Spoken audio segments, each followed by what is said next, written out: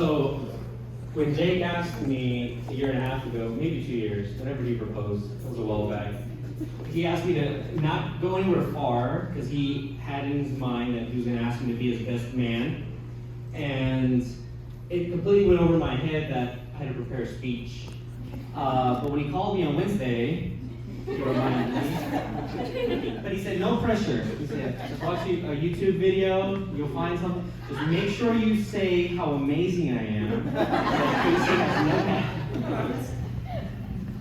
Jake has been one of my closest friends since we entered seminary together many years back.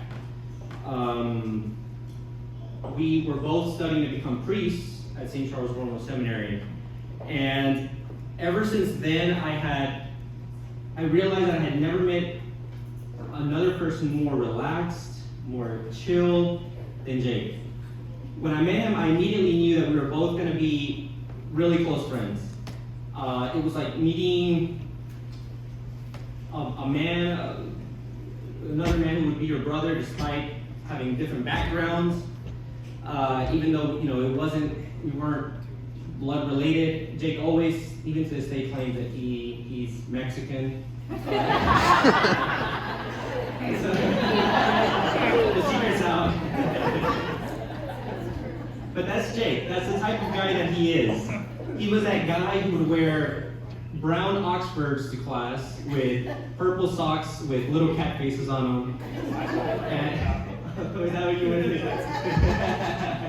Or he would wear green ones with Our Lady of Guadalupe. He just, every day, I always envied his wardrobe.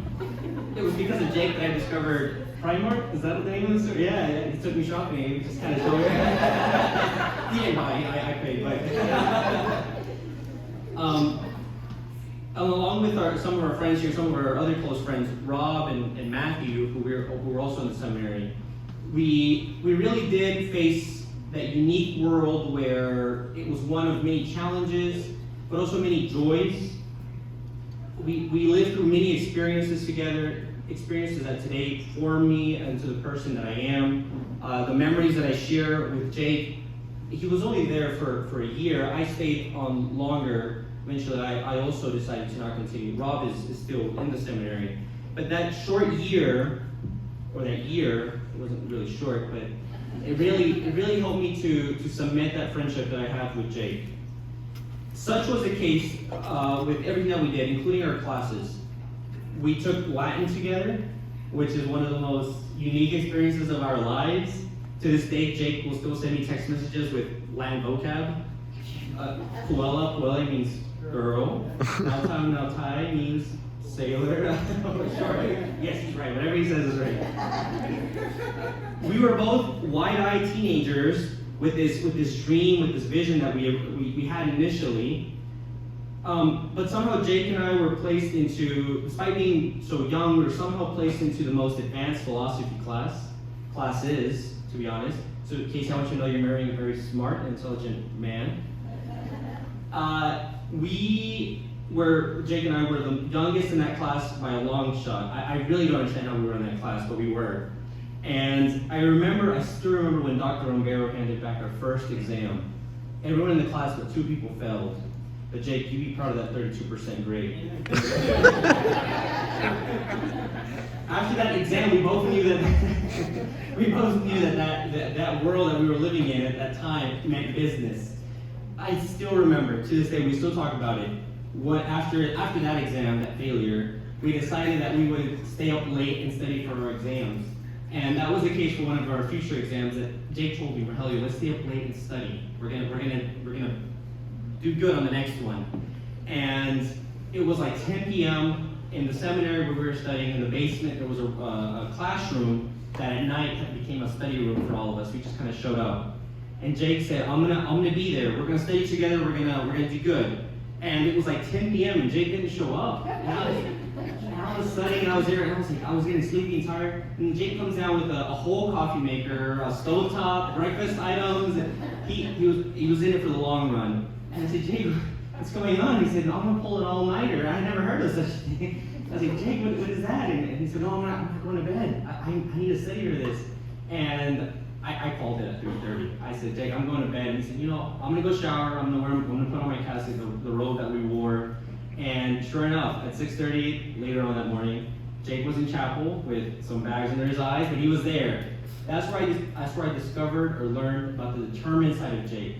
Jake was not just an intelligent person, but he was determined. He knew what he wanted. He knew what he had in mind, and he was going for it.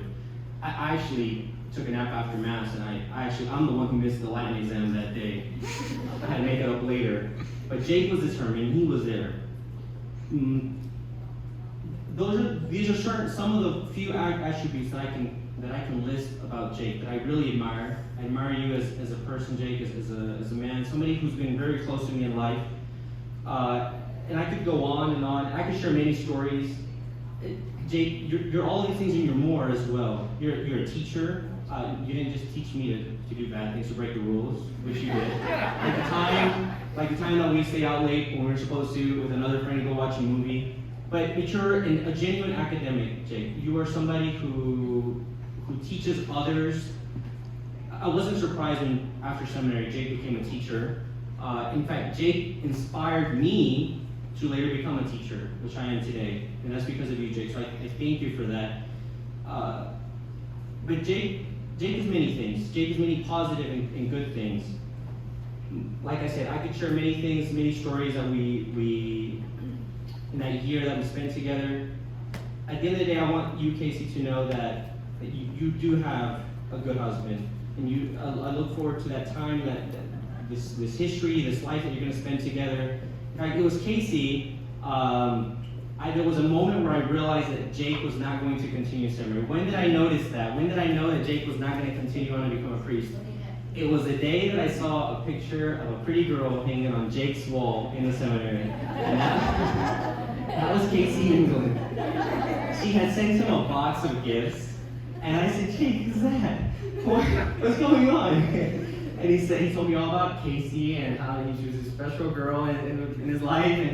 And so he confessed that Casey had told him that she was going to wait for him.